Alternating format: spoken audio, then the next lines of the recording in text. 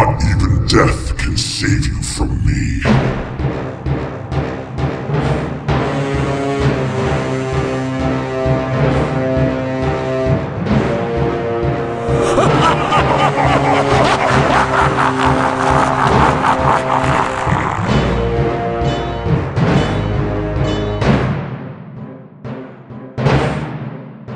Mog Radio proudly presents the Diablo podcast because they didn't think there were enough Diablo podcasts. This is the Inferno.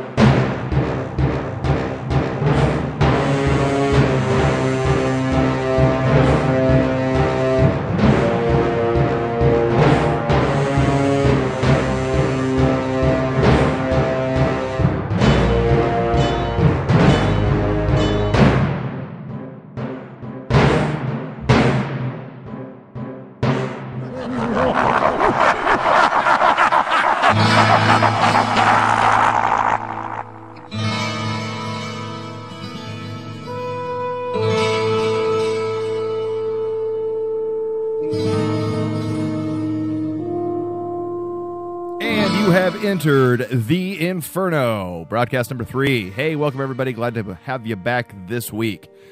Well, we have a very exciting show for you, but let's go ahead and run down real quick who we're missing this week. Tara, Oakley, and Kel could not make it.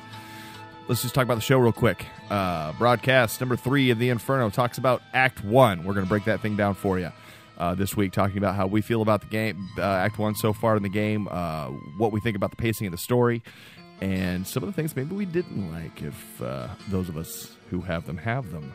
Also this week we'll be talking a little bit about our character builds, how we're building them up, what kind of gear we're using, what kind of secondary stats we're looking for in our gear, and why. Also this week we'll be talking about the drop of the week. These are the loot drops that we found in the game that we are very, very proud of. So with that, there's the show. Here comes the cast. Starting off this week, he is our lore master. He is Kash. Hello, Puppet. Hey, buddy. He is our granddaddy of gaming. He is Certas. Hello.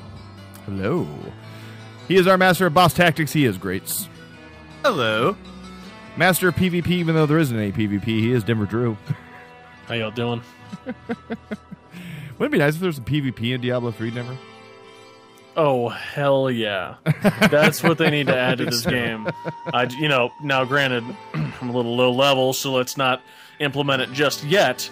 But when I get higher level, then you can implement that and things will be fine. We noticed you were low. Let's not talk about it. He is our resident role player. We're not even sure if he's being his true self right now. He is Parasite. Hola, mi amigos. Okay, that's role playing. That's definitely role playing right there. And if you can look at his Skype picture right now, he is cussing out a stuffed animal. So it's just wrong. Last but not least, we have a very special guest with us tonight from the Pandemonium Guild. ZeroSkillz joins the show. Zero, welcome aboard. Thank you for having me. Yeah, great to have you, man. Good to have you. So there we have it. There's the show.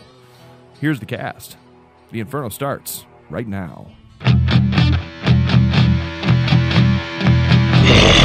Fresh meat.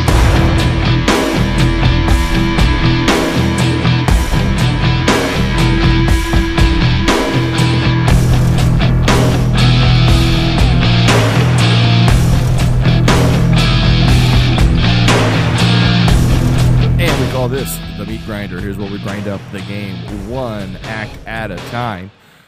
This week we're going to talk a little bit about Act 1. So here we have it. Act 1 of the game, we're all through it. We're all through it for sure. I know, at least I'm pretty sure at this point in time. But why don't we go ahead and just run around the room real quick. Zero, why don't you start us off? You know, when we think about Act 1 of the game, you know, what really stands out to you? What made you impress you the most about that part of the game? Well, you know, Blizzard had a lot of time with the beta because they didn't want to spoil anything for the testers as far as storyline. But at least the beginning part, they had a lot of time to kind of fine-tune some aspects that they thought were because essentially it's for new players, right? So it's the hook. And they're trying to bring in new players and they're trying to make it accessible. And to be honest, it's one of my favorite acts, mainly because I've been doing it a lot at Inferno because as a barbarian, it's kind of what you stick to. But yeah, it's very well laid out and it's very large. It doesn't feel very compressed. Like you don't have a lot of freedom of movement. Don't you feel like it just kind of took you back home if you were playing another Diablo? Here's Tristram again. Here's Deckard Cain running around saying, "Stay a while and listen." It's the music's even the same. It really harkened me back home. Yeah, they did a very good job on it. Yeah, I really liked it too. I thought it was really fun too. Parasite, what are you thinking about Act 1? So I loved how it just got you started in the game. I mean, it was really easy to just jump in there as a new player or as an old player and get your character going, feeling that momentum of being completely BA. But then it just peaks. I mean, towards the end, when you face the Butcher, to me, I mean, that whole ending of Act 1 was just awesome. Yeah, I agree with you. I think really they really hit the nail on the head to kind of peak it for, especially I think for an old player. A player that remembers 1 and 2, here you are with the Butcher sitting right there at the end of Act 1, and you hear the line, fresh meat. You're like, yeah, let's go, buddy. A little more challenging this time around. We'll get to boss fights here in a minute. Denver, what are you thinking about Act 1? How'd you feel about it? I thought it was really cool, and I don't, we'll get to the end of Act 1, but I had a lot of fun going through. I think they did a pretty good job with having, some of the legendary, fights in there and things like that, even outside of the boss fights, but some of the bigger mini bosses and stuff like that, I think were very fun. Obviously Act 1, not a whole lot of tactics necessary, but it was still, I think it was a blast. I loved playing it. I'll give you that, Denver. It was pretty much run and gun through Act 1. Yeah, very much so. Not a lot of thought. Click the mouse a lot. You're going to be fine. Yeah, absolutely. Cash, how about you? What are your initial thoughts when you think about Act 1? I think they did a great job really hooking you with Act 1 and showing a lot of the beauty of the game before you actually got into Act 2. So the landscapes was a big thing for me. And, I think I've said it before, I'm really into the, dark, dungeony, sinister looking stuff. And that is exactly what I got out of Act 1. The outside areas were dark, and then you ended up in some dank basement in some old rickety shack, and before you know it, you're in a full dungeon crawl. And I really just dug the way it looked. And of course, the two biggest things that I had about Act 1 that were my favorite parts, we've already said. The Butcher was insane. When he said, I remember I was walking in there with you and you said, no. You said, shh, here, listen. And right when you said that, he goes, fresh meat. And then he does that gnarly scream where he's just looking straight up in the air and all of his neck muscles are rippling. It was it was tight. That is tough. Then, oh man, I love that. The whole, that whole fight was a really good fight for a boss, in the first area. So I really think that, for them getting you used to the mechanics of the game and, getting your fingers off the WASD keys, which so many of us were really used to, it puts you in relax mode and just lets you play the game. And at the same time, you're experiencing all this great content, really good voice acting. And I dig it, man. Act 1 was super so far. The end of it was obviously epic. And I'm just really looking forward to getting done with the other acts. For me, when I think about Act 1, I ask myself, how are we going to top it from here?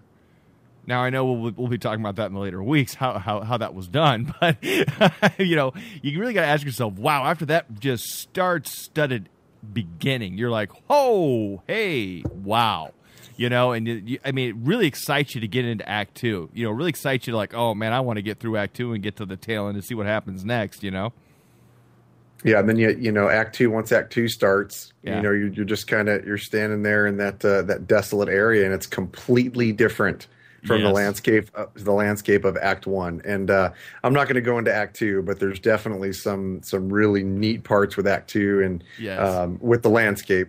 With my own visual eye candy that I got to see, and I was looking at some of it today. But we'll talk about that later. Absolutely, Surtas, what are you thinking? I'm ashamed to admit, but I haven't finished Act 1 yet. That's it. You're fired. Come on, dude. Don't fire me now. Well, all right. But you're my friends. You're on a 30-day probation. Okay. I will get it done before 30 days. But so far... It's going to take you 30 days. I'll get it done within 30 days. But I can say so far what I've seen has been pretty cool. I mean, it does bring you back to... the first and second Diablos, and it feels like Diablo. That's what it is, and that's what of course that's what it should feel like. So, other than that, seeing the Butcher, I'm waiting, and I'm hoping that I'll be able to see him soon, and slice him across his carotid and send him on his way. So but I haven't got there yet. Well, then we're gonna spoil some of your fun for you tonight, just so you know. That's okay. Grace, jump on in here. Give me your first impressions, Act 1. So I really love Act 1, and obviously all the spoiler alerts. Right. I miss Deckard Cain now already.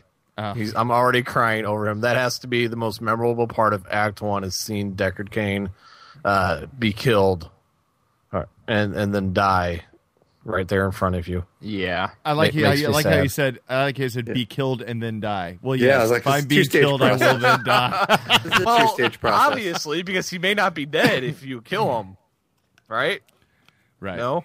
They killed him dead. And then obviously my second favorite part of Act 1 is the cinematic at the end. Oh, yeah. Now, you settle down, all right? We're not going to talk about that yet. I restrained myself, and I believe you'll do the same. No, that's the Act 1 ending cinematic. So that's fair game. Restrain, though. We're going to get into that part here in a minute. I think we got 3 key points here that we should probably really be talking about. One, I think I want to go all the way back down to Zero because he brought up one fact that we've kind of haven't really touched on too carefully was just how big the areas were, just how much exploration was there to be done in Act 1, which kind of is out of their sphere a little bit. And there's so many of those little side dungeons to grab and everything else. And it really made me remember that, wow, Diablo's not just run straight through the story. It's take your time and fill the whole freaking map out and find all the other stuff going on there. Zero, you agree with me on that? Explore around and look? Oh, yeah, definitely. I mean, once you get to the Fields of Misery, you're like, whoa, what is this? Exactly. It's not that way with Grates, though. If you follow Grates and Kel... They take you straight to the point. And oh, by the way, don't lead Grates down the wrong hallway trying to open up parts of the map because he will tear your nuts off. That was only what I was pushing. I'm a lot better about that when I'm on farm. Just ask Denver right now. I'm like, everything's fine. And killing everything for him. Going down the wrong hallway is not good for you. See, myself though, I love that big expansiveness. I love looking around. Love going hitting those bonus dungeons.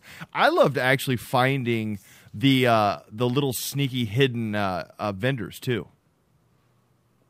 Yeah, I mean you can get some decent stuff off them. Although I don't buy a whole lot of stuff from the vendors, but they do have different stuff. Absolutely, that's kind of cool. But let's get it out there. I mean, spoiler alert, obviously, but there's going to be a spoiler alert sitting on top of this show on our show notes anyway. Let's talk about the death of Deckard Cain. For those of you who haven't been through Act 1, we're, spoiler alert anyway, just don't listen. But Deckard dies. How do you guys feel about that? I mean, he's one of the most iconic characters in the, when you think of Diablo, that's the first guy that comes to your mind. I mean, other than, of course, the big raging red demon. But, I mean, he's gone now. Where's thoughts on this? It sucks. It's time for the old man to go. No. Yeah, I agree with Grates. I mean, I think now that it's Diablo 3, and it's such a nice way to end Act 1, just seeing him die, it sets up the game for, like, oh my God, what are they going to do next after this? Like, it kind of breaks down any preconceived notions that you had about the game and leaves it wide open for them to kind of go crazy with it. I think they did a good job with it of making it happen and making it fit into the story, but I think it sucks. I mean, he takes away a lot of my new material for stay a while and bring a towel. I mean, this is kind of over now. Yeah. For us, Deckard is dead. Yeah, but sincerely, I mean, how old does the guy have to get before they, are killing him off? Like, he's decrepit in every single cutscene. He's always like, my back, and I've got some hemorrhoid issues. And you're like, whoa, just let this guy go, man. Somebody else can right the ship for a little while. And you got to remember, that was in Diablo 1 when he first started like that. And then Diablo 2 follows it up not too long after, maybe a year or two. Diablo 3, though, is 20 years later. So, I mean, the guy has to be pushing 90 to 100 at least. Yeah, but, let's get it down to the bare bones here. Deckard's one of the last of the Herodrum. That guy could live forever. Leah, make sure the tennis ball's on the bottom of my cane. Because she takes over. Well, how does she take over, though? We don't know yet. No, let's not go down the road. But okay, so let me ask you guys this. This I think is the question that I'm gonna throw out there about the death of Deckard. Is this Blizzard's way of taking ownership of the property? Most definitely. They're trying to open up the plot for different things. Like we're used to always having Deckard there, right? So now that he's gone, so a big thing that people are going to be thinking is, well, what are we going to do? Who's going to be our mediator of information? Right. And it's opening up that for them to, expand their IP out in different ways that they maybe haven't done before. Anyone else on this? Leah. Hopefully it's Leah. She's way hotter than Deckard. But let's go. Let's just take that out. Let's not worry about who the replacement is. Let's worry about the action of actually taking out the second main character of the game. I mean, obviously Zero's right there with the thought that this is Blizzard's basically saying now this is our property. So there's that piece of nostalgia we're just going to throw out the window, and we're going to kind of take it in our own direction now, in its own way, I think. But also, I mean, I guess I kind of see your points too. Is that Deckard has been around for a long time, and it's good story to say, hey, this guy that you've grown to love, let's just pluck him right out of the game for you. Yeah, but he's really just the narrator. I mean, all you're doing is you're taking it and you're saying we don't necessarily need one person to narrate the story, but we're going to give you a different perspective on it. And now it's the changing of the guard, so perhaps. With that change of the guard, you're going to get some really cool storyline stuff in the Act 2 and Act 3. And I don't know because I'm playing through as we go here, so I don't already know what's going on, and just I'm guessing at what's going to happen. But I think based on the cutscene at the end there, things are looking to be going in the right direction. And you know what they're doing though? I think for Blizzard, from their point of view, for their writers, it's mission accomplished, because what's happening right now. We are talking about it. Yep. What's going to happen? Yeah. There's a lot of questions in our mind about where it's going to go from here, and that's exactly what they want their community to do. Let me ask you this though. Let's go down the further road. Or now we've got two options here. One, we could say they're killing off Deckard Cain because Blizzard's taking ownership of the property, and they're saying this is now our story. Our stories under the IP. This is going to be the way we want to do things. Or is this the early signal that this will be the last Diablo? Oh, heck no.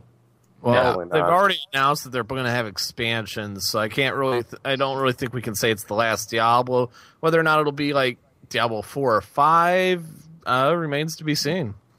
I mean, I really think they're just kind of going for that Game of Thrones moment where you just don't know who's going to die. Main character, side character, everybody has a chance to die in this game.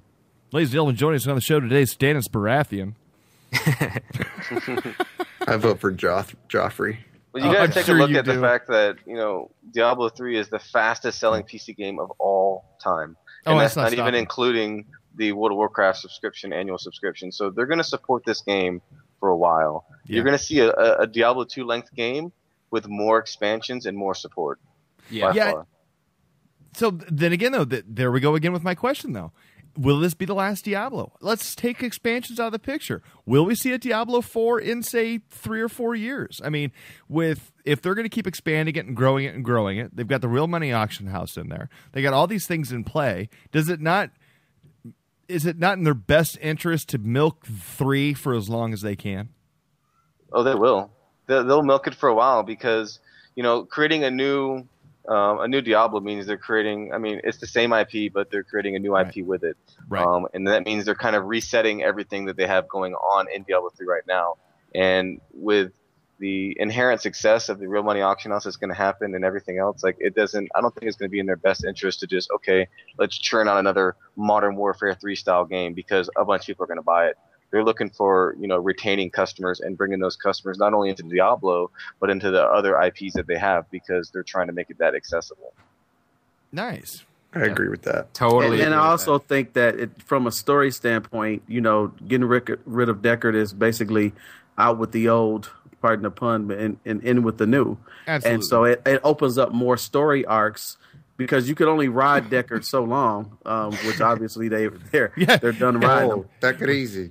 I don't even know if you could get a piggyback ride from Deckard. He seemed pretty frail. Probably couldn't. Yeah, he probably is kind of frail. But then again, this old man has been around for a whole lot of attacks of Diablo. So, but it opens up another arc for the story. It opens up new storylines, and so I agree that we could see a Diablo 4, we could see a Diablo 5. Given Blizzard, it might be another decade before we see it again, or it could be that they spin it off into something else, like Diablo real-time strategy. Anyone? I mean, go in a lot of ways. How long can they really intend to go? I mean, again, to Kel's point that he made last week, if this game didn't say Diablo on it, would you be playing it right now, and would you have paid $60 for it? No. Sure. I mean, this is a nostalgia piece. That's the reason everybody's playing it. Now, granted, I think it's a great game. I think it's fun, but am I going to be playing this? Me, the average, I would say I'm just the average gamer. Will I be playing this in 6 months? No, not a chance. Not a chance. This will be shelved within 6 months. I guarantee it, because it's fun, but it's not nearly as immersive as a game that I'm looking for, and it doesn't hold my attention like something like the next BioShock coming out is going to, in terms of me wanting to get through it and play through it and continue to have a lot of replay value. I just don't see it for me. Let me ask you. But look at all the people. Look at all the people that it did do that for. I mean, Diablo 2 was still being played even as this game was coming out. True. Yeah. So there are tons of people probably still playing Diablo 2 now because they hadn't went out and got Diablo 3, or maybe they don't like what happened with the launch. So sure, this is a game that people are going to definitely play for a while. Something happened with the launch? What happened with the launch? Tune into broadcast. Go back to broadcast 2. You'll learn about the launch. Error 37. There we go. Error code 37, everybody. 37's your lucky Bingo. number. Bingo. Exterminate. Black 37. You win. Okay, so let me ask you this, though, then, Denver. You said 6 months it'll be shelved. The expansion comes out. Are you going to pick up the expansion? Nope. Most likely not. I mean, again, I'll tell you, I'm playing this game, and really what is making this game enjoyable is the multiplayer. Yeah. Half the time, I'm not reading the text. I don't really know what's going on. It's more my fault than anything, but it's just, again, there's not a whole lot of tactic to the bosses. It's just, jam the button as fast as you possibly can, and it's a lot of that kind of stuff, which doesn't bother me. Again, it's very much fun, but I find myself growing weary of it after 2 or 3 months. I'll be I do think part of that problem, though, Denver, is you're in normal mode, and that's what normal mode's supposed to be. Right. It's just that when you get into Nightmare and Hell, there's a lot more tactics and a lot more gear centric and a lot more dying if you don't follow certain things like that. Sure, and I bet if you really want tactics, it gives you a little bit of a difficulty at that point. Sure. Yeah, and I'm guessing when all the gear stuff comes in, that'll be a little bit more immersive, and I've been training crafting, so now I'm starting to get into that. So I mean, there's definitely some aspects of the game that I really have not delved into at all. But I think on the whole, I mean, again, just gameplay alone, it's Well, one thing that you have to look at is that, and they've done studies on this. Majority of games, like so you have like Skyrim or BioShock games, right? And they're very story centric. There's a lot of reading, there's a lot of lore and history within those games. Less than 10% of the people that buy those games even care about all the effort they went to put in the lore, which is why if anybody has paid attention to the Diablo 3 development, and early on, they would have like mini cutscenes where you'd stop off and you have your character and they'd be talking to the NPC, and it was like a story element.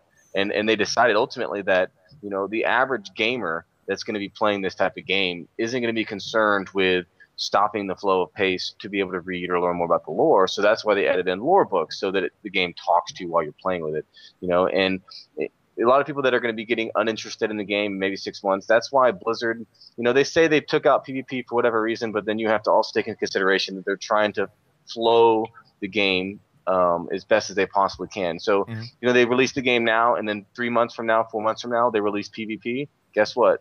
Everyone's interested again, and then a little bit of time after that, maybe release another big patch. Not a content-centric patch like you see in World of Warcraft, but a patch that's going to add more stuff to keep bringing the players in. Because, one of the best things about Diablo, at least for me, and the reason why I started my guild is I love PvP.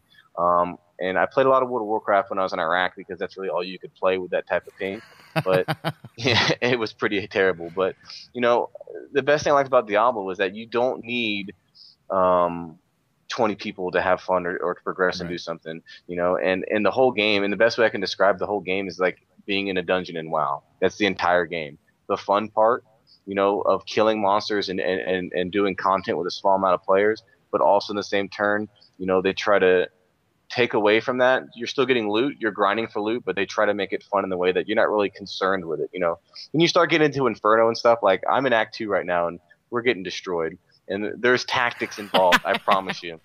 When you have a monster that has 5 properties and the class itself can teleport, so it technically has 6, you're having a lot of fun. So, I've got to agree with you in that. It really does have that feel. That's actually the best explanation I've heard for it yet. It's the fun part of WoW. It's being able to just go in and hack and slash and let's get together and let's not make it too heavy handed and let's not worry too much about it and let's just have a good time blowing stuff up. No, I'm just saying, and for someone like me, I'm married. Okay, so I'm married. I'm in the Army, and being able to just say, "Oh, I got to go," and leave the game, and everyone can continue to do what they're doing. Because I played a tank in World of Warcraft, so your main tank doesn't show up, your guild's screwed, right? So the pressure that comes with playing, because I play games competitively, so the pressure that comes with playing a game like this, competitive in the aspect that I'm looking for, where I can leave my group right now, and the only thing that's going to happen is the game's going to auto adjust itself to make it more easy for everyone around it, and it doesn't affect anyone else, is the biggest plus for me as a gamer, especially as a competitive gamer. Yeah, totally agree. Good point. And I think that's where Act 1 truly shines, is in its accessibility. It really shows how accessible this game is going to be to the masses, in that you make your character, you're already in action in order to get to the landing place to get to more action. And I think you hit the nail on the head that it is the fun part, the dungeon fun part of WoW, all the way through the entire game. I think you hit the nail on the head, Zero, and I'm really glad you came on the show, man. Look at you go. He knows this game, man. That's awesome. He does, man. But I look forward that when we start getting into the higher and harder parts of the game, the Inferno levels and stuff, I can't wait to see what that looks like. That's just got to be absolutely crazy. Have fun. You're gonna die. Well, you're gonna die. As a small reference on that note, I do find it amusing that Blizzard themselves did not even beat Inferno before they shipped it. Are you serious? Really? Yeah. Dead serious. Nice. That's awesome. All right, so let's get in the boss battles. There's 2 big boss battles in Act 1 that we should talk about, the Skeleton King and the Butcher. First things first, though, here's what I want to ask for my Diablo vets. Skeleton King and Butcher make their first reappearances in the game since 1. Was it explained well enough in the story why those guys would be here or not? Or does it even matter? It was very well explained. I mean, the comet coming down, which if we're talking about Act 1, spoilers aside, with let's just stuff, he kind of resurrected that, entity that was down there, and the Skeleton King was the first nostalgic pull for, old Diablo fans. Absolutely. And I mean, I loved it. I love the fact that here I am walking in and there's the Skeleton King. I'm like, great. I mean, because let's be honest, I really love seeing these Diablo 1 bosses reimagined since, you go back to Diablo 1, the Skeleton King's like it's like a tall skeleton who was with a big, like 2 horns coming out of the side of his head, with all these little skeletons running around him, and he wasn't that impressive looking. The Butcher looked like a really fat bipedal pig with a big cleaver, and to see these guys reimagined and look the way they look now and all the detail and stuff, I thought it was really giving those characters justice in the end. Yeah, it was definitely nice seeing them all again and enjoying the fresh meats line just coming back and getting the Skeleton King there and seeing how they were meant to originally look, but graphics hadn't really caught up to us back then, so it's nice to see them get a fresh take on the graphics of them too. Yeah, I mean, the first time you see the Butcher scream when he comes out, I mean, I don't know. For me, that was probably the best part of the game so far. When you walked up there and it's just he comes out and he's just massive, massive monster that has a giant cleaver, the one you'd expect him to have, in the original Diablo, and you're like, this isn't the original Butcher. This is, they put a bunch of butchers together to make this guy. Absolutely. Nice. Now, the Skeleton King's first battle of the Skeleton King, not a lot of tactics there. It was just pretty much shoot him till he's dead. But when we get into the Butcher, now all of a sudden we're talking about floors flaming up and things of that nature. We get our first little taste of some tactics. Obviously, avoid the flames in the floor. How'd you guys feel about challenge on those boss battles? Was that good enough for Act 1 or not? That actually surprised me on its tactics, because I'm used to Diablo 2 mainly when it comes to Diablo, where there's not really any tactics involved in Diablo 2. It's, you run up there and you hit them with your powers and you have health regen and you stay alive. And Diablo 3 kind of wiped the floor with me. I died like 2 or 3 times on my first attempt with the Butcher, and it was really, really quite fun, because he'd pull me in when he was standing on a fire burner, and I'd try to get away from him, and he'd just like lock me there for a moment, and I'd die in the flames. I loved his abilities. Made me unhappy. I love the Butcher's abilities, where he could just pull you in, and they timed it just right. It always pull you in when you're getting set on fire. When the floor's getting ready to burn up, and you're like, come on. And what I love about this game that they did different from the other games was health potions you can't spam anymore. You get one and you got to wait for the cooldown. And so I was so used to relying on just spamming the health potions. I completely forgot about it. So there I am fighting the Butcher, spamming these things. I'm like, oh wait, I only get one. Crap, and then I'm dead. So that was pretty fun. Just bring a monk. Just bring a monk too. Yeah. Parasite, thoughts on that? Well, I think overall on the bosses, the way that they made the mechanics. For the Skeleton King, like we said, it's pretty much was just go in. This is the first boss. Just go and attack him. And then it's so nice that with the last boss being the Butcher, to add that little extra element with the fire pits and him grappling you and everything. Yeah. So it was just a nice way to kind of, again, train people of here's how this type of stuff you're going to have to do throughout the rest of the game. Sir Toss, what are your thoughts so far on the Skeleton King? Have you gotten that guy down yet?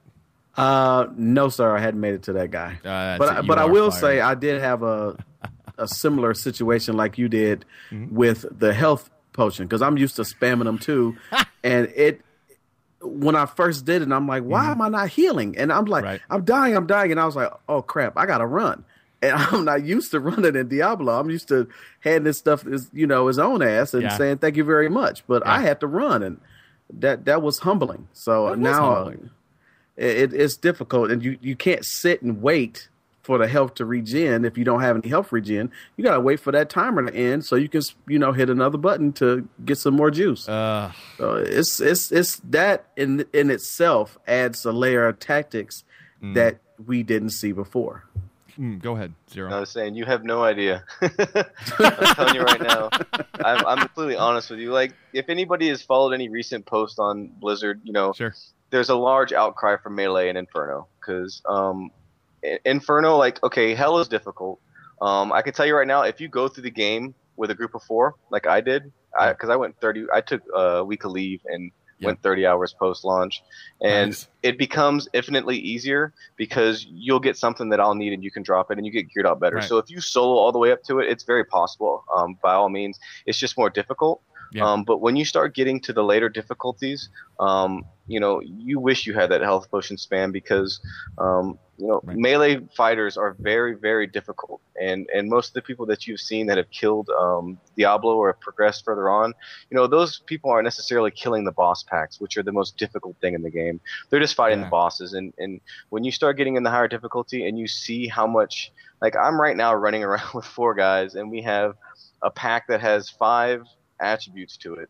It's turning and making illusions, putting things on the ground, sucking us in, and it's so much tactics involved that a lot of people are complaining, saying it's difficult or whatever else, and that's one of the things that's going to change the way the game is developed, is the feedback from players, because Blizzard's going to obviously come back in a week or so and try to get or a couple weeks of their first patch, try to start doing some balances on these classes, because it's fun when you do the first couple levels, like I said before, but when you start getting higher up and all these people that are looking for tactics and more depth in the game, it's literally the hardest thing I've ever done. Like you can watch, like I said, you can watch a video of someone killing Diablo. I want to see a video of that top guild killing monster packs in Act 4 with 5 attributes and doing it effectively, because it's really difficult. It's almost not possible. I literally don't know what you're talking about. Like I just wanted to know that.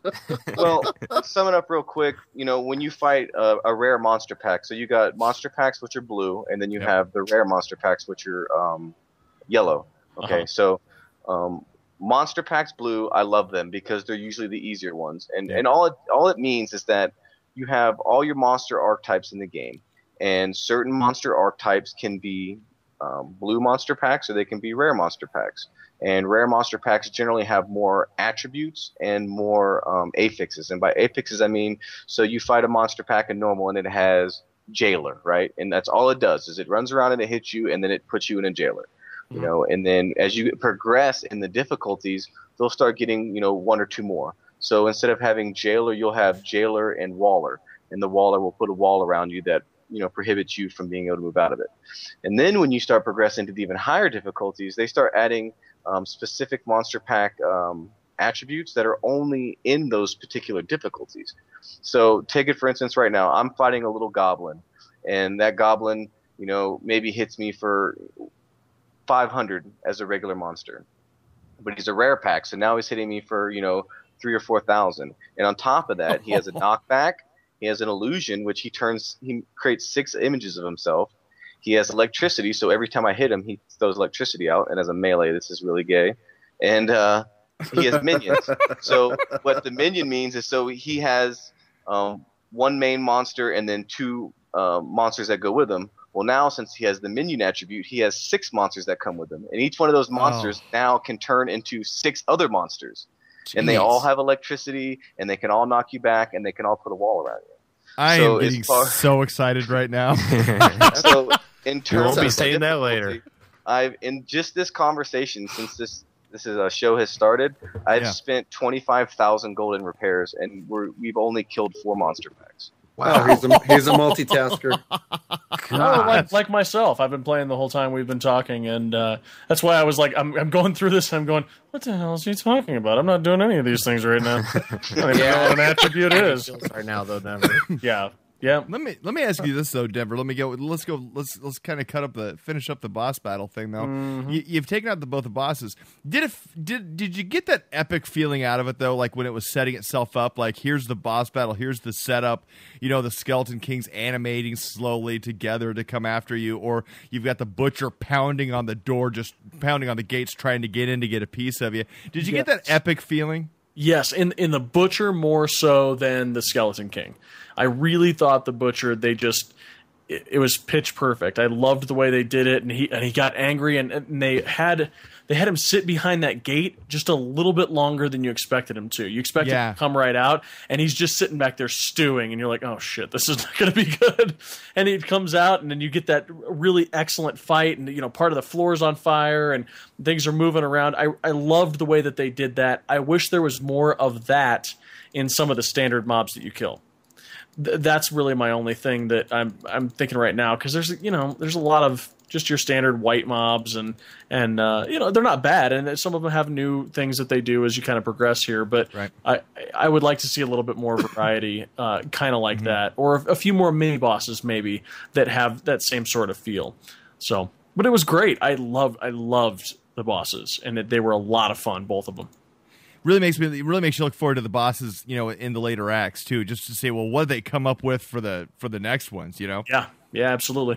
Absolutely, I agree with you on that one. Okay, so let's go ahead and just take a quick break here and hear from one of our sponsors, Audible.com, and then we'll come right back. When we come back, let's finish up our talk on Act 1, mainly just talking about that cutscene that takes us into Act 2. So we'll be back here in just a few quick seconds. Hey everybody, Ivan here, host of the Inferno, here to talk to you a little bit about Diablo 3, The Order, the newest Diablo book to hit the store shelves.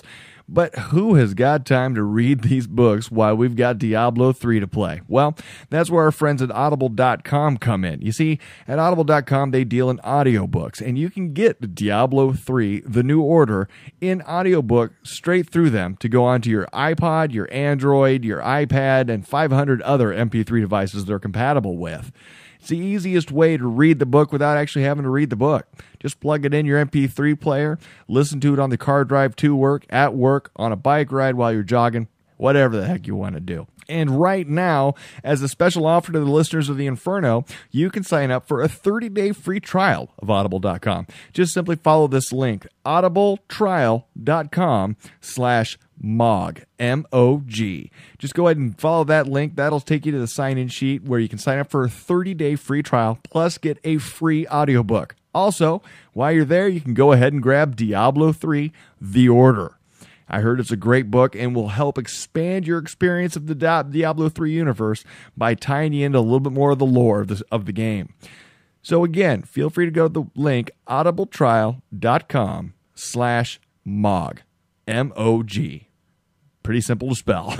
So go ahead and please give audible.com a 30-day free trial and tell us what you think. We here at the Inferno love the service and use it regularly to keep caught up on our books as well. So why read a book when you can listen to one? Go ahead and give it a try. audibletrial.com/Mog.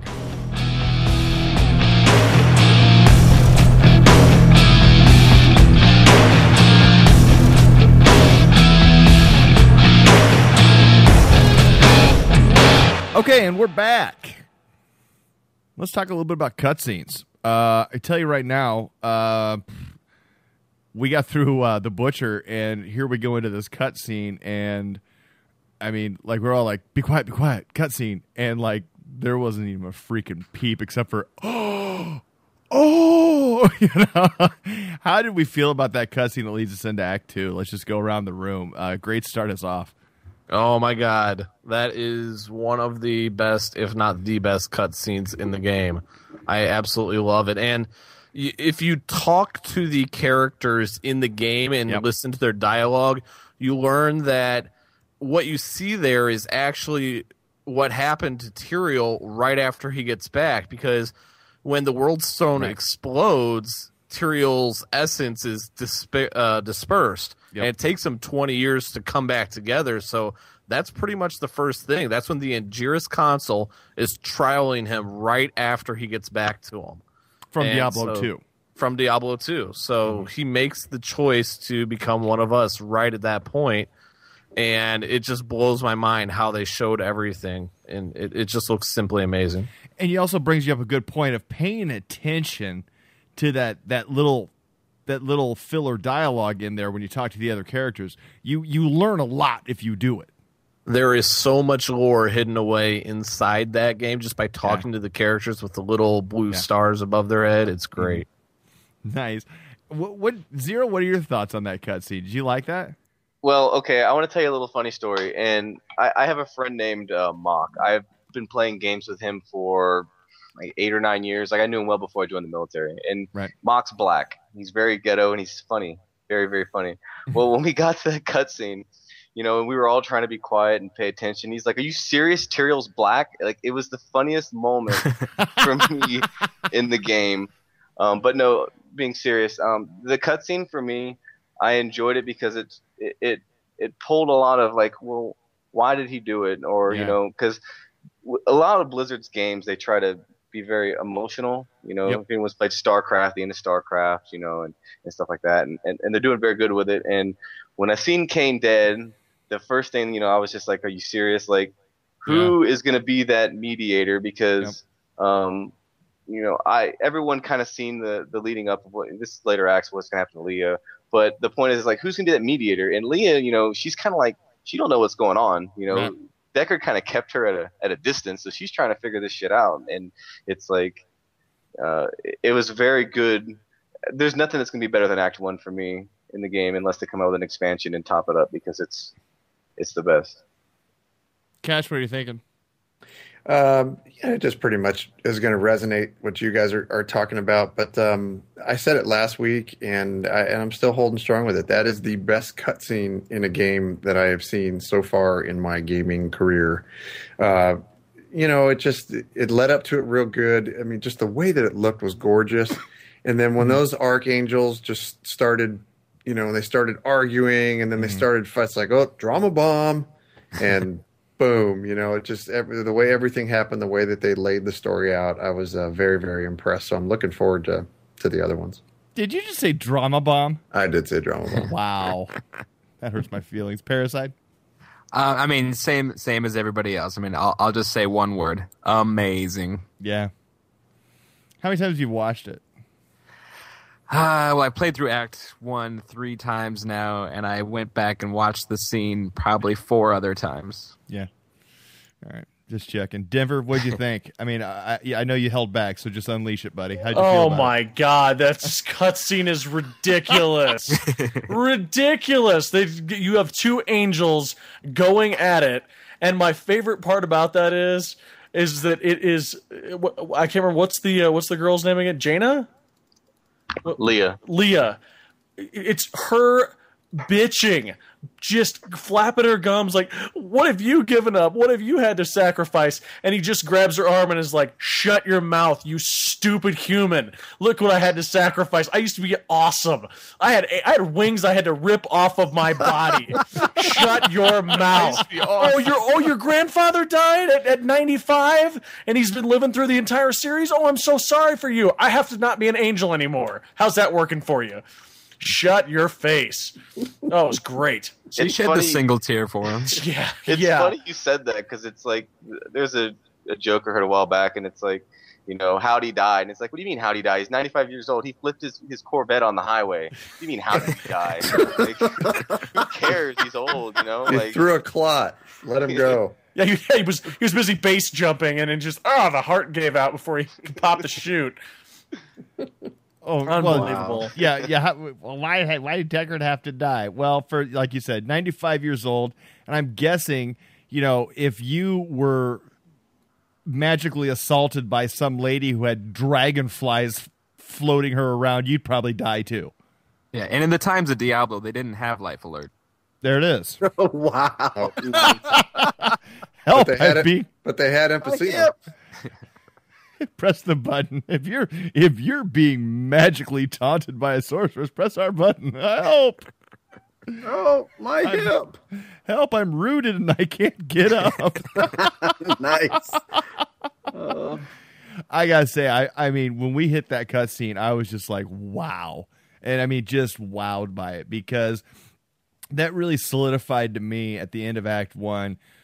Because let's be honest, Diablo 1 didn't have cutscenes. Diablo 2 really started that for this series. Those amazing cutscenes that kind of took you through some story and then dropped you in your next location. And I noticed that Diablo 2's cutscenes did a much better job of transitioning you into new environments.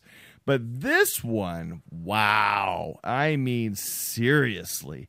It just lets you know that these guys are down for some serious business in this game, not only in action, but they are taking the story immensely seriously. And I liked how they centered it all around the funeral pyre of Deckard, because, you can kill a character off in the game and you don't solidify that death, then by Act 3, they're like, hey, I'm back. Just kidding. Right? But this, you're burning him. It's done. Deckard is for sure gone. And up until that point, too, I was looking for Obi-Wanning. I was looking for a blue glowy. I was looking for a finger wiggle, something. Yeah, something. And it did. They gave you nothing. It's like, you're right. It was definitive. You put a close to Deckard Cain, and it's like, hey, we're done. We're moving on. Wow. So I like you. That was a heck of a statement. Right. They brought back Diablo and Skeleton King. You never know. Maybe some mystic voodoo powers from Deathwing or something will fly over, and they're usually good about that kind of stuff, bringing things back. What I would love is if they had like a zombie Deckard Cain as a boss in an expansion. Yeah. You've got to fight zombie Deckard Cain. No, I don't want to beat up Deckard. Here it comes now. What? Thanks, Ivan. You've given him an idea. I know. But it would just be funny. Like, I'm Deckard Cain. You're like, oh, no. Stay a while and listen.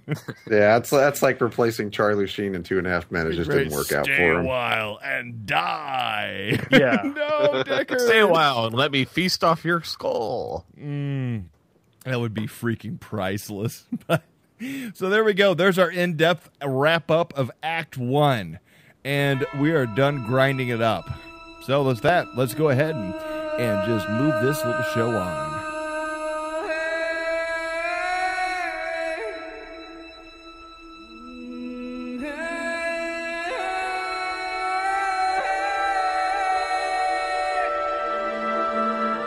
All right, let's just jump in, talk about Pandemonium real quick, and then we'll go ahead and take the night off and get your ass kicked some more and enjoy spending all of your money on repair bills. Yeah, I know, right? Well, Pandemonium is, I'm getting out of the military in about 6 months, and I've always ran my own guilds or clans in whatever game that I played, and just really couldn't do it with the schedule, especially when, moving up in the ranks, you have less and less time for yourself. Yeah. So I was like, you know what, let me go ahead and try to do something here, and we've actually, most of it is a lot of my old friends from previous games, and it's worked out pretty good because they have just as much dedication as me, and we've tried to add a lot of things to the website that, not just our members, but players would want to come and see on a website. So we've been working on that. But as far as the guild goes, we have people that have progressed into Inferno, namely, Act 4 Inferno, namely Demon Hunters, because they're just very, very strong. Yeah. As far as like the main group that involves like 4 people, a couple of days ago we killed Belial, and it was very easy. We probably could progress further, but we really haven't. We have set nights that we go out and do this particular progression thing. But it's just a guild that we try to take. We have hardcore players and we have less hardcore players. I mean, we still have players that aren't 60 yet. But the idea for it is we want to do lots of runs as a guild, and then we just give everything to each other. That's how I've gotten cured out a lot of players. We have Grates just joined the guild actually, and as soon as he gets 60, he'll be ready for Inferno. And that's the kind of environment that we try to have compared to other guilds that just recruit every single person they could find, which is nice if that works that way. But we want a certain, I guess you could say, archetype of player, someone that is very social and likes to help out. And it's not just in game; it could be on the forums or the website or whatever it is. And we stream and we're doing YouTube content and lots of stuff like that. And we're not the number one guild method, killing Inferno Diablo, but we are a good establishment that is like, hey, these are some guys I'd like to play with because, there's always someone on and there's always something to do. And, everyone's very non-frugal with the gear. I've given stuff away that, could sell for 2 million gold, but it's helping that player and he's going to find something for me later on. So that's kind of the general thesis. Let me ask you, how do you work it in game? I mean, you're capped at 4 people. How do you keep everyone involved? Well, the biggest way is Ventrilo. One of our members, his brother Shantar, he's one of our officers. He has a 100-person Ventrilo, and we kind of communicate on there. But our website, we have a really good module for events where, like, when we want to do things, we can send out invites and people go to the website and it says, hey, we're doing this on this day, and people can sign up. And our last Inferno run, we had like 25 people show up, and we have battle tags. We have like a forum set up for all our battle tags. It's usually in our comments for Ventrilo, but we'll just get everyone on, and then it'll be like, okay, for the next 3 hours we're going to farm Inferno. And then when Inferno's done, we make a couple random games with the officers, and people join those games with whatever particular.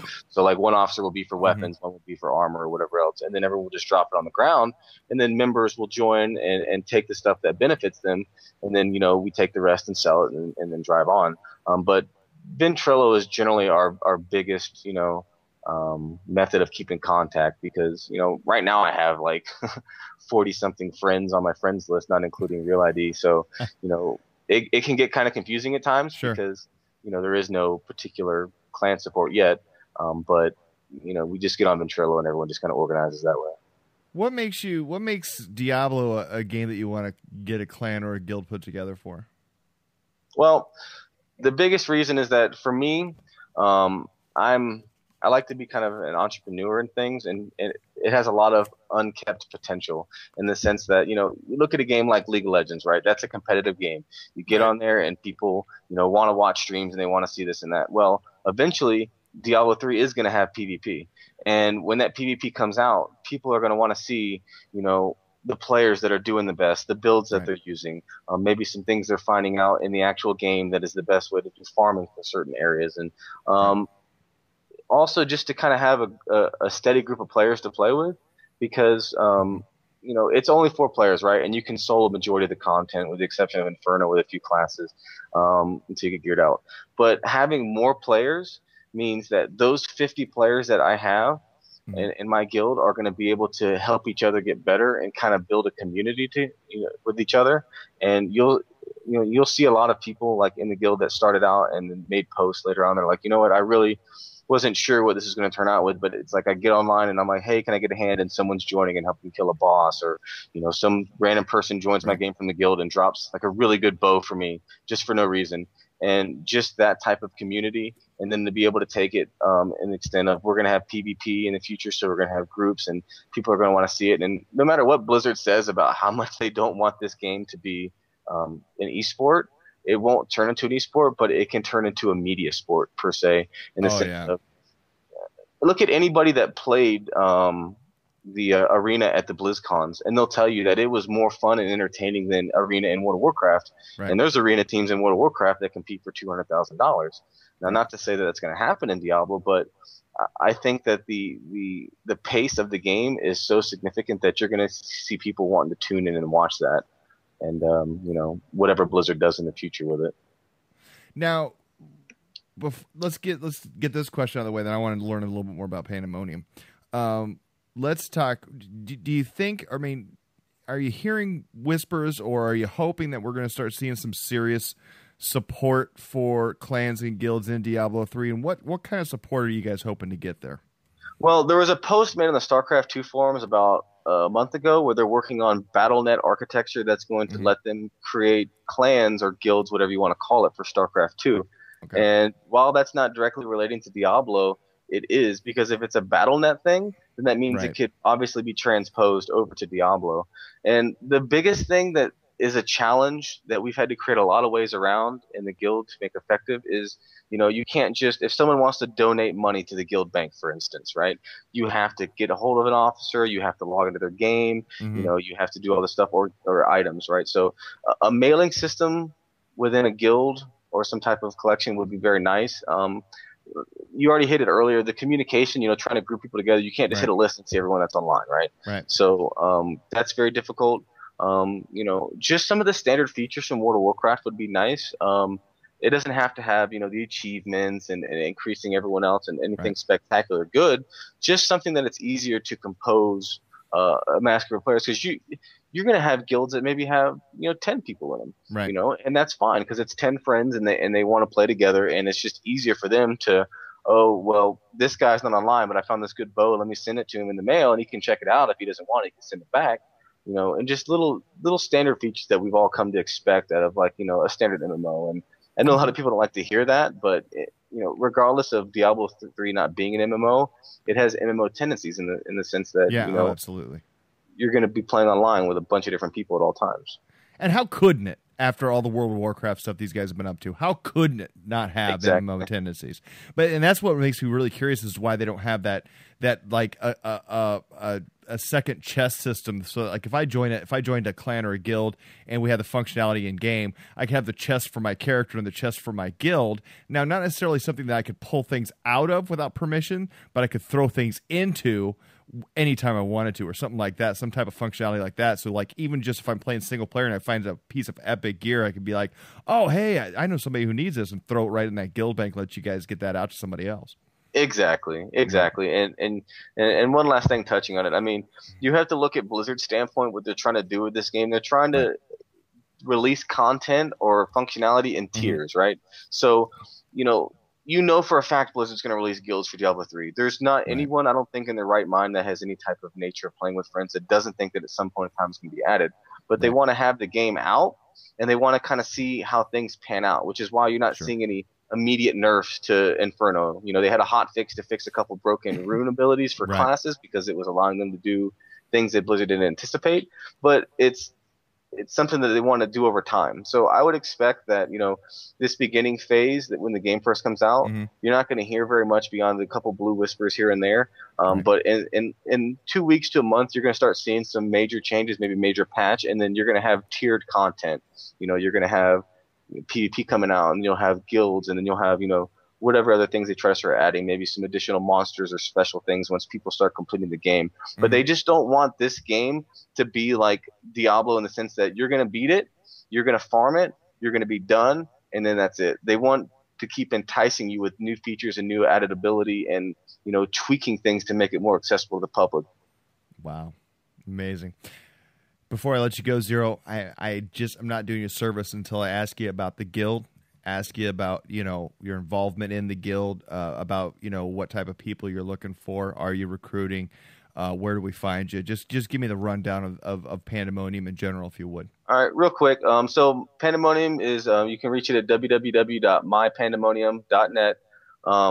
We are looking for members that are serious. We have a system we've been working on and coding. We have a thing called influence points within the guild, and basically what it means is you can maybe think about it as DKP, but not like DKP, because you can get points for doing almost anything. And what that does is it's going to give you like a player value. It's reset every once a month. And what it does is basically, if you say you join the guild, right, and you're playing and maybe you're donating some things and you're making a lot of forum posts, or you're just doing things that are helping the guild in general, you're going to get points for that, and you're going to get a player value. And when we do these Inferno runs at the end of the night, when we go to distribute that loot out, the top 5 players for their value get to come into the games first and select the loot that they want first, and then it just goes to the rest of the members. And we have a lot of incentives within the guild. Like I give out posters, and we're going to be running some contests and just different little things beyond in-game items that you can receive, just to kind of entice players to want to be active within the community and active within the guild. And we have a lot of good members. If you check out the website, we spent a lot of time on it. It's very well placed, and we have a thing called the Sanctum Community. And basically what that is set up for is if you want to come to the website and get an idea of what's going on, you can click on one link, and it kind of pulls all the important topics onto one page for you. So all the streams, the top posted builds, forum activity, and just some of the events that the guild's going to be coming up with, it kind of pulls it all together in one page for you so that you can kind of just check it out real quick, and you don't have to search through all the website to kind of find everything you want to know. ZeroSkillz. Give us the website one more time, just so everyone knows. Okay, it's www.mypandemonium.net. Zero, thanks a lot for coming on the show for us this week, and definitely count on hearing from us again. We're going to bring you back on down the road a little bit, especially when we start talking about gearing up and getting ready to hit those higher levels, because it sounds like you're our guy to talk about that. Definitely. I thank you for having me, and appreciate the conversation. All right, man. Take care of yourself. All right, bye.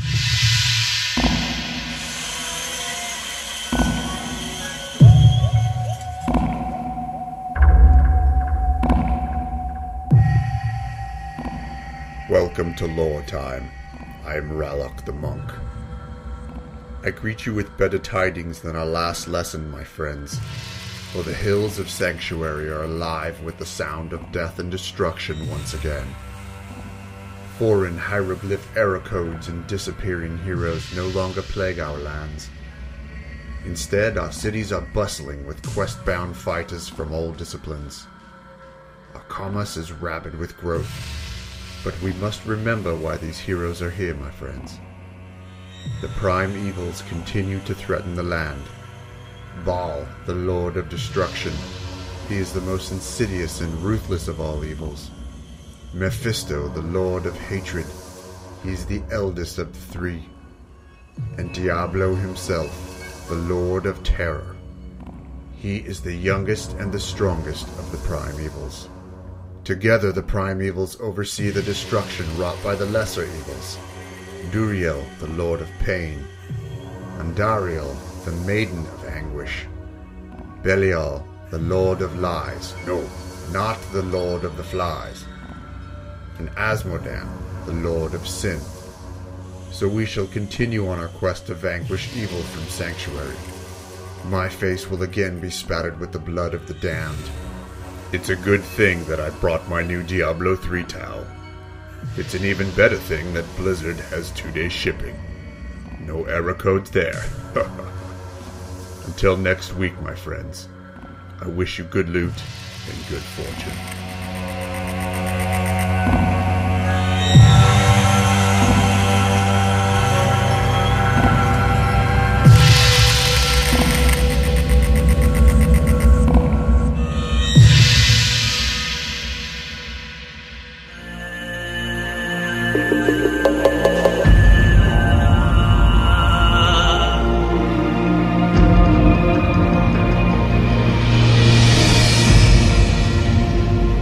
Okay, so we had a new segment here to the show. We're talking about our builds, how we build our characters, and what we're kind of doing with them right now. So what I want to do is just kind of go around the character classes that we do have represented in the game tonight and just have a quick conversation about that. Let's start off with actually the class I was going to play that I did not end up playing. Let's talk a little bit about the Witch Doctors. Oh, yeah. Yeah, Witch Doctors. Boy. Tasty treats. So, guys, how are you building up these Witch Doctors right now? I mean, I'm starting to get a feel for the gear because I'm seeing it drop and I'm handing it off to you guys when I find it. But what are we really looking for right now, Denver, when you're building your Witch Doctor? Well, I am actually, since I'm still leveling through, I'm kind of just trying to get an idea of what I'm looking for in terms of a build, and I definitely run something a little bit different when I play by myself than I do when I'm running with people. Right now, I'm running with zombie dogs as my main, and I've got the rabid dog, attachment, whatever you call the augment. Yep. And then I'm running sacrifice so I can blow them up and cause tons of damage. And then I've also got black blood, which is like an ichor that when you blow them up, it slows all the enemies affected by it. Very sweet. I'm also doing spirit barrage, which is like kind of a long distance, can go over obstacle kind of shot. Which is pretty nice. And then I'm doing a new corpse spider, but I have the spider queen on, so I only fire it once, and this huge spider shows up, and she summons these little spiders around her, which is pretty awesome. And then I'm also running with Haunt, which is basically I send out a spirit to hunt the enemy, and if the target happens to die, it moves on to the next one. But now I've got the consuming spirit, so each haunt that happens, I gain life, which is nice. Nice. So it's kind of the direction I'm going in terms of playing with everybody else, and then solo I have to adjust that a little bit. Right. Let me ask you this though, Denver. Also, when you're getting gear pickups, is there a specific like secondary stat you're kind of looking for right now, and explain why? No, at this point I'm kind of just focusing on the stuff that's Witch Doctor specific. Okay. And that's generally keeping me in the range I need to be in. Mm-hmm. I'm going to start specializing here once I get my crafting up a little bit further because I'm getting there. But it's really expensive. Yes. I did not know that. Yeah. So yeah, that's causing some strife. But once I get some money, I'll be up a little bit higher, and then I'm just going to start making my own stuff. Sounds good. I like it. Parasite, talk to me about witch doctoring in your world. So it's interesting to see from someone else playing it, and I use a completely different build. So nice. My main attack is I just got the firebomb, so he's just launching these lobs of fire that shoots him to this. Basically, it does like an animation that looks like a guy raising his arms. Nice. So it's an awesome one just to keep firing off. But then the reason I picked the Witch Doctor is because I love pet classes. Mm-hmm. So the other thing I have is Grasp of the Dead, the Groping Eels, which is basically what do they call? Jeez, why am I blanking on this? It grabs people, holds them. Rooting? Yes, there you go. Yeah, so throw that down to slow enemies, and then I have Hex, which summons a guy that runs around and turns people into chickens. I got my zombie dogs out at all times, and I got the Gargantuan. I have got to see the Hex. Oh yeah, the Hex is awesome, but I love it because if I'm playing solo, I got 3 dogs, I got the Gargantuan running around with me, and then I throw out my little Hex guy, so it's like I'm running with a full group by myself.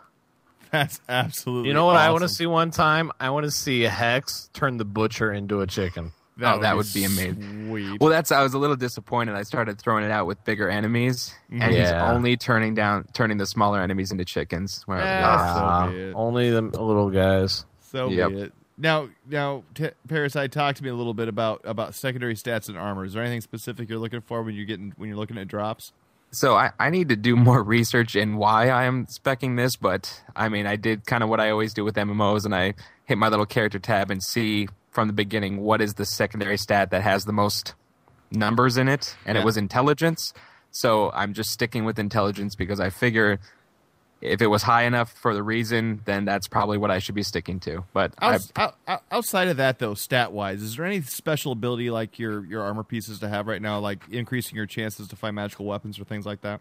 Yeah, the main two is an increase in finding magical items, and then all the XP bonuses. Any of the stuff that gives you plus to XP, that's awesome. Okay, cool. All right, let's go ahead and move on. Guy, thank you. I mean, that's funny to listen to both of you. I want to see both of you together as Witch Doctors going off because I think those skills complementing each other. You guys would just be dangerous. Just dangerous. Let's go into the Monk, too, because there's another fun class that we really don't have a lot of experience with. Cash, talk to us a little about the Monk, would you?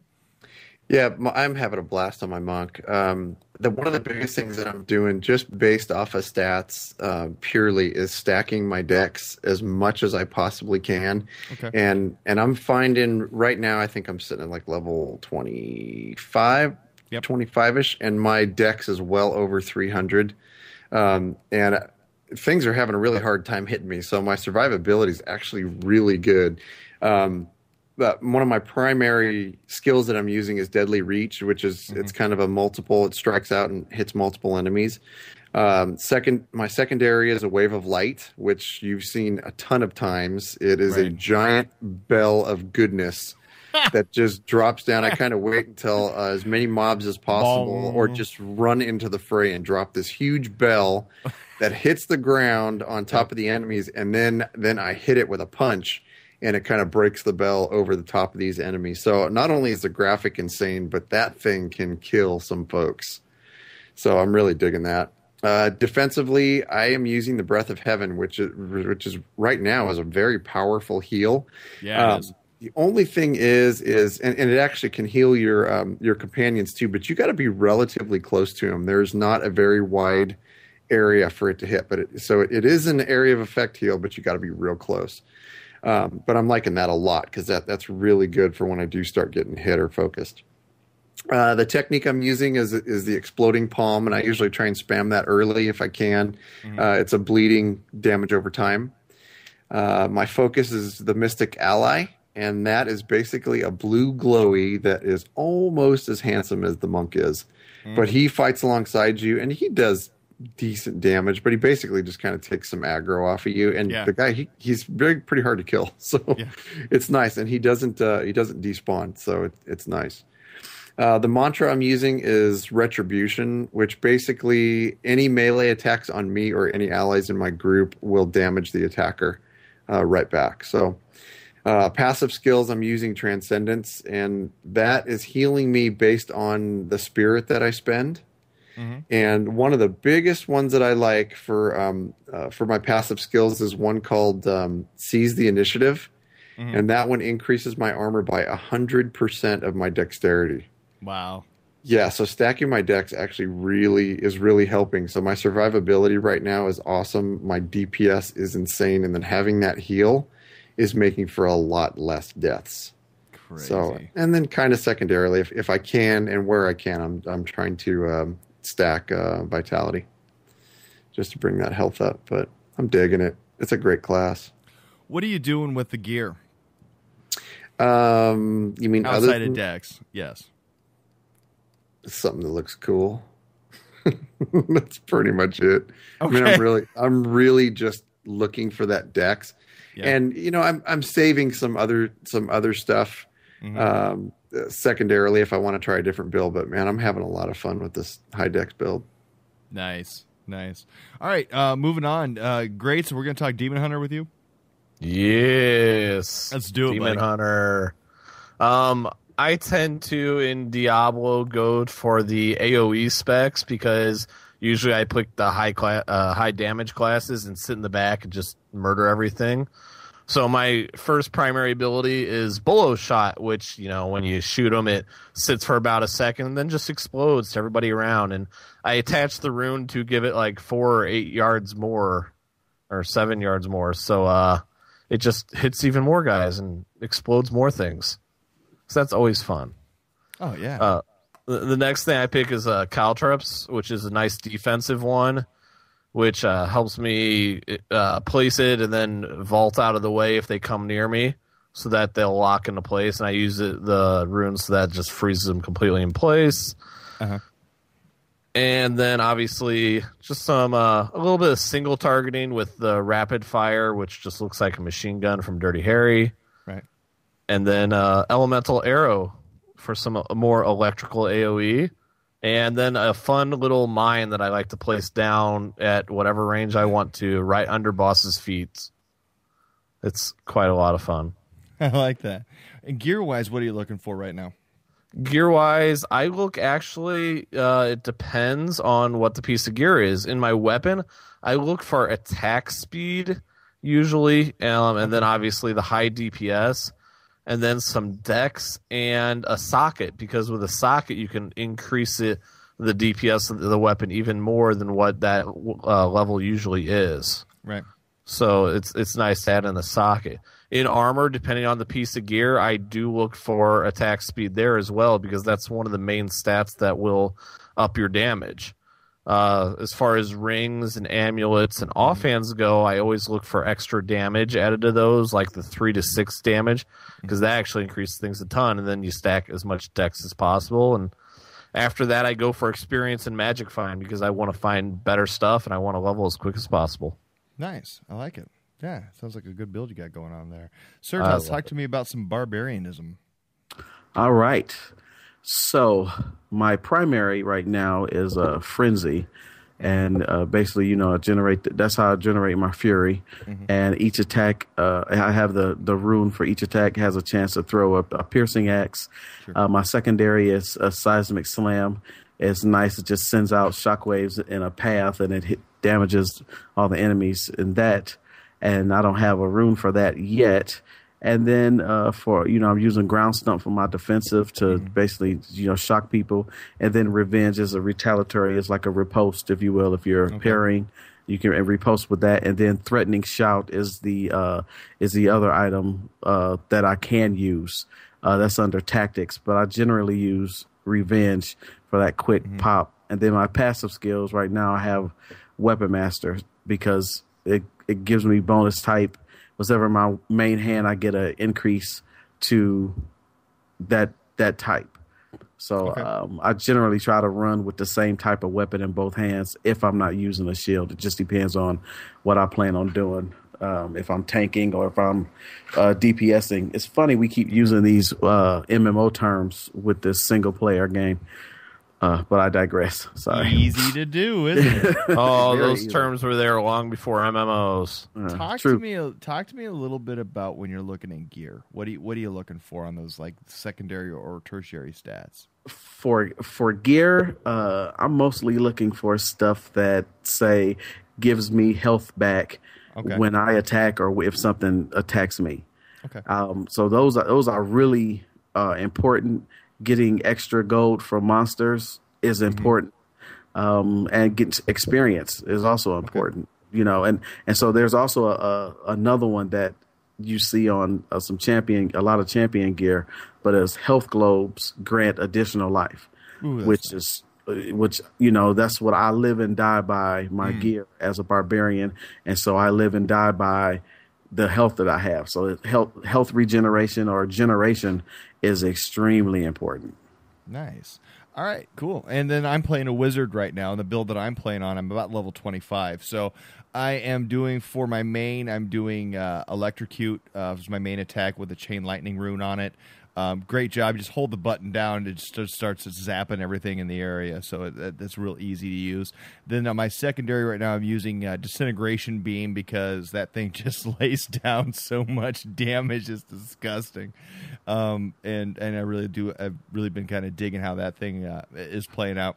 On my crazy abilities, I'm still using Frost Nova. I'm really finding a lot of use in that just to be able to run in the middle of a mob for everybody when we're attacking and just freeze them up real quick. And then I have it also roomed up that every time if I kill somebody who's frozen, it'll blow up into a secondary Frost Nova, refreezing or freezing new people that have shown up into the fight.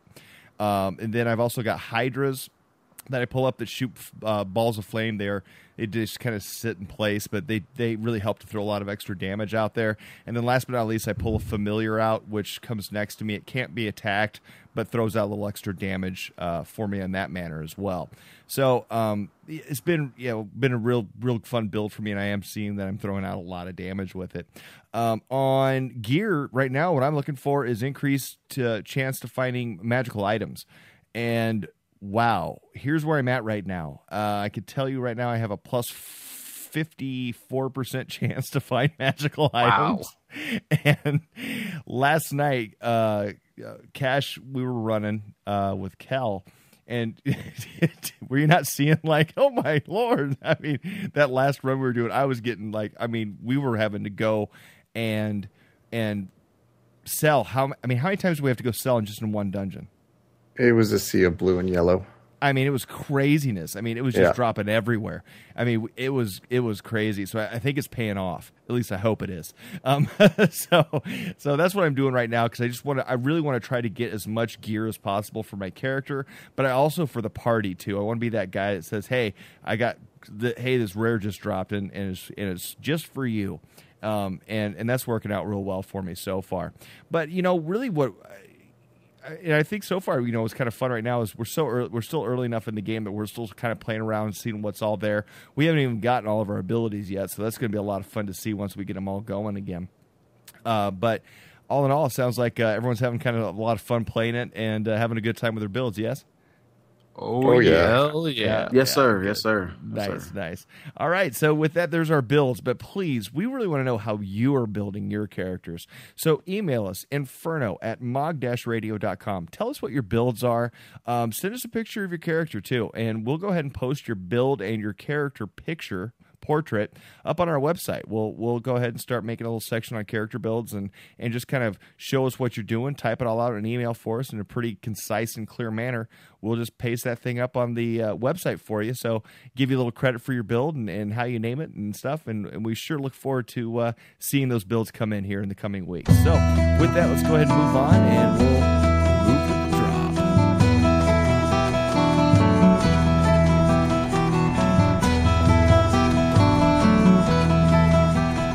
Good day, everyone. Welcome to Grates' Corner. I am here with Zayvion from Pandemonium Guild for Diablo 3.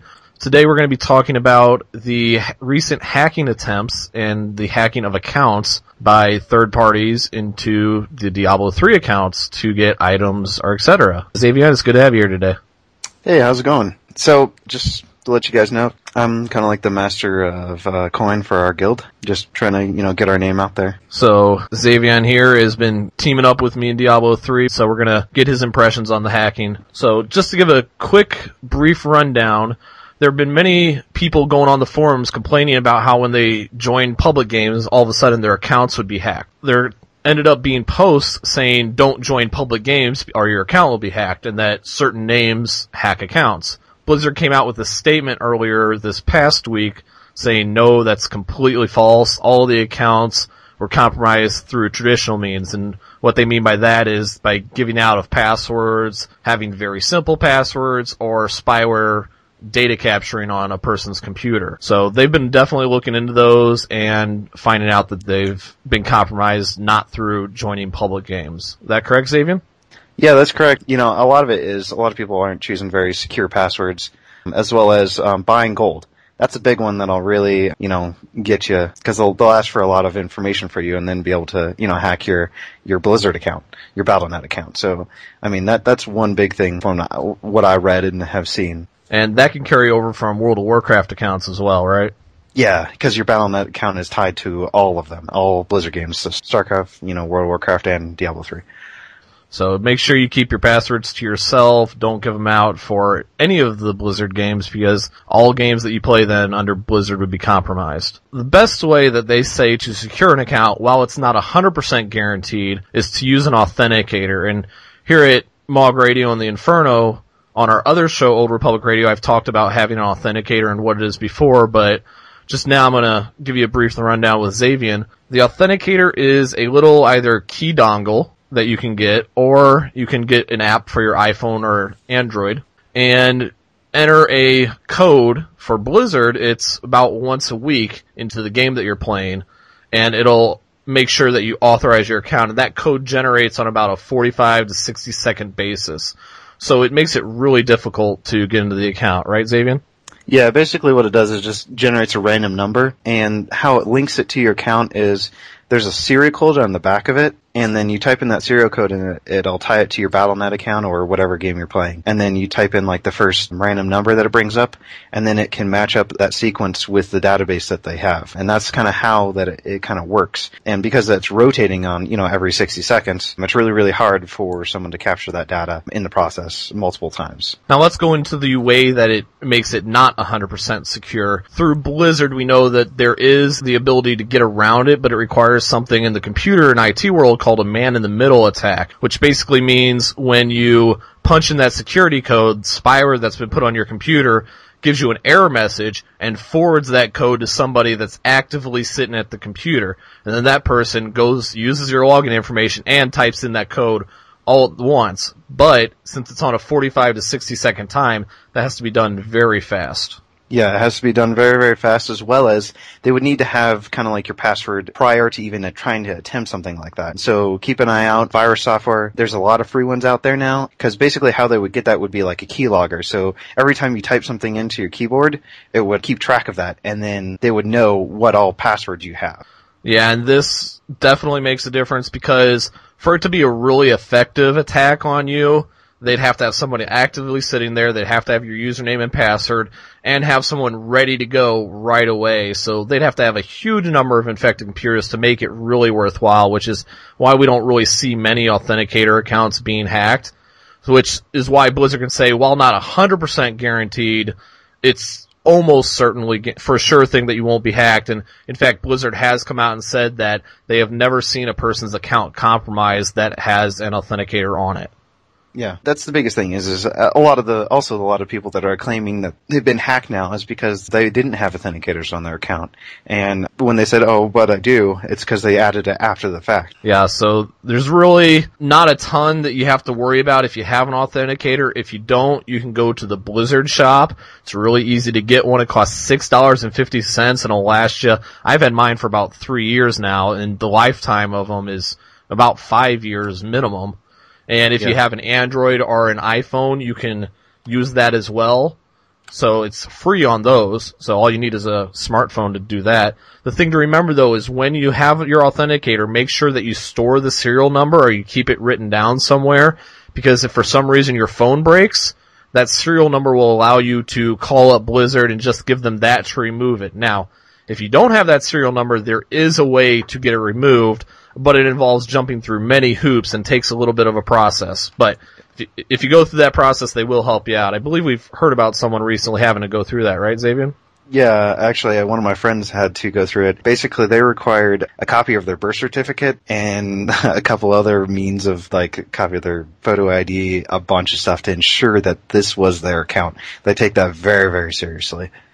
Yeah, so it's nice to know that Blizzard's out there making sure that if you're going to remove it from your account, because for whatever reason, that it is going to be you. Now, are they going a little too far? Who's to say? But personally, I'd want someone to make sure that all the hard work that I put into my account, because I used to play World of Warcraft since release, so I definitely understand all the hard work that's gone into my tunes and all the work that I put into Diablo 3. I've probably put in 60 to 100 hours total already. It's just good to have that account secure.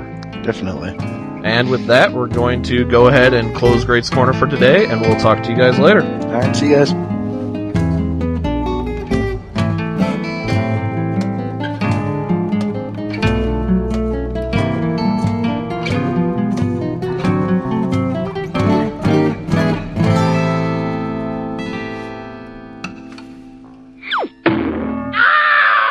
call this The Drop. Here's where we talk about our biggest drops of the week. Certas, tell us what's been your drop this week. Oh my God.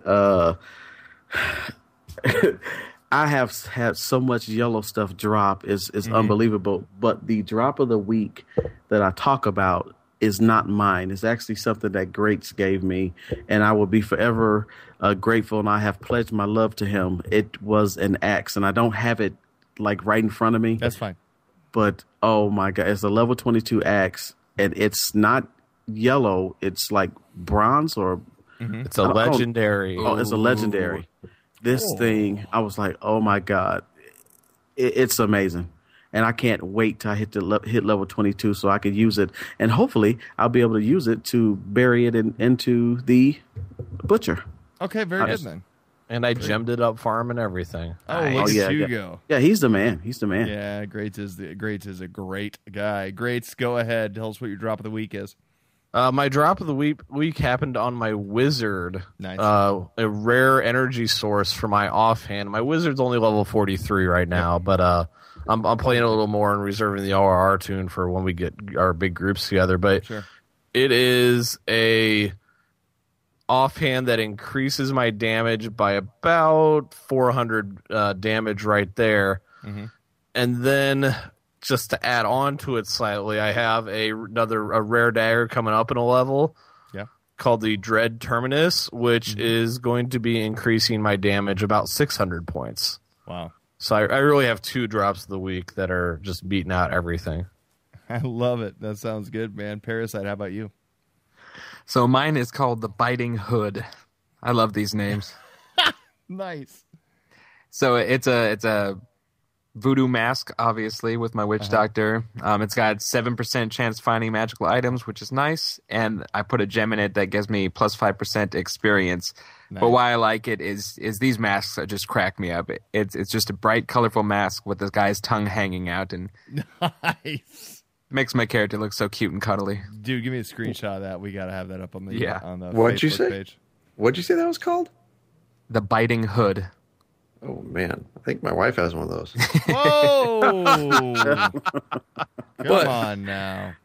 What happened? My Lord. Your wife's not wearing a witch doctor mask with a tongue sticking out of it. Oh, sorry. Or if she is, I'm impressed.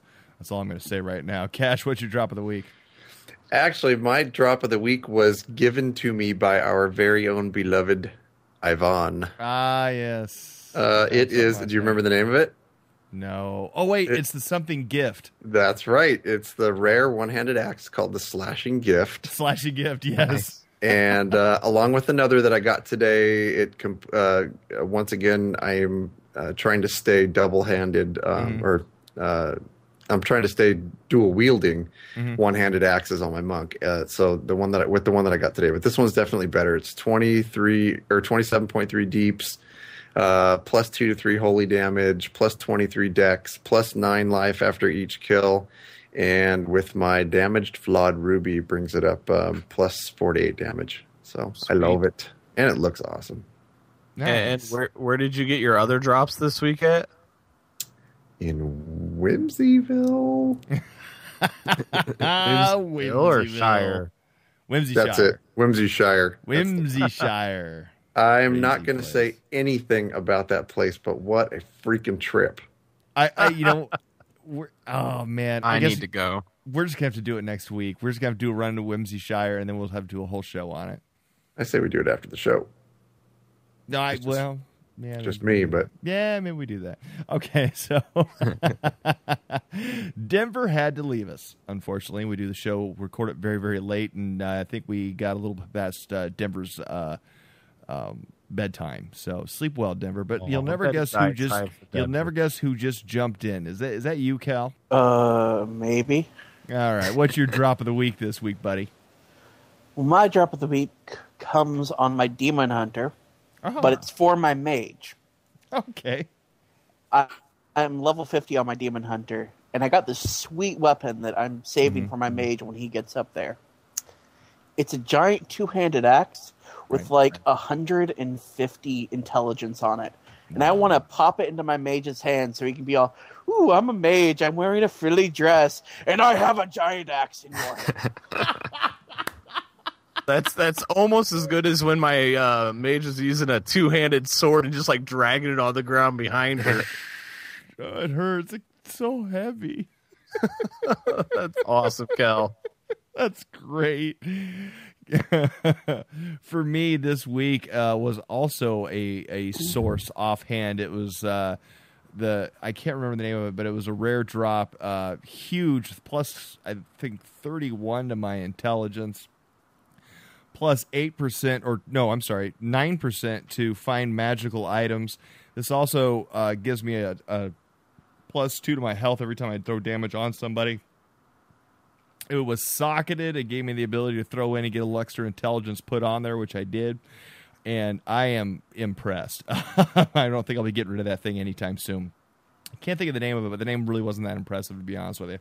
It just wasn't that cool, unfortunately. So, I mean, when you have so many names for so many different weapons and stuff, at some point in time, you're going to make uncool names, and Blizzard successfully did it at some point in time. So there we have it. So there was our drops of the week. So it sounds like we're getting close to time to be closing up shop here at the Inferno.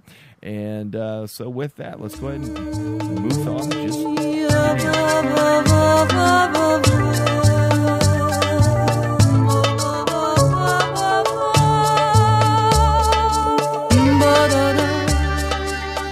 And this has been the Inferno broadcast number 3. We are sure happy you were able to join us this week. Please come join us at our website, mog-radio.com. The forums are up, and we would love to hear from you. As always, too, feel free to send us an email, inferno@mog-radio.com.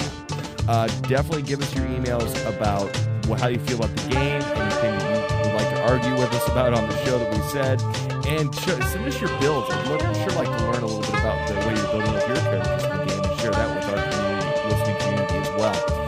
Again, come to the website. It's mog-radio.com. Come on those forums and talk with us. We're pretty active on our own forums, and we'll definitely respond to anything you guys want to talk about in a pretty timely fashion.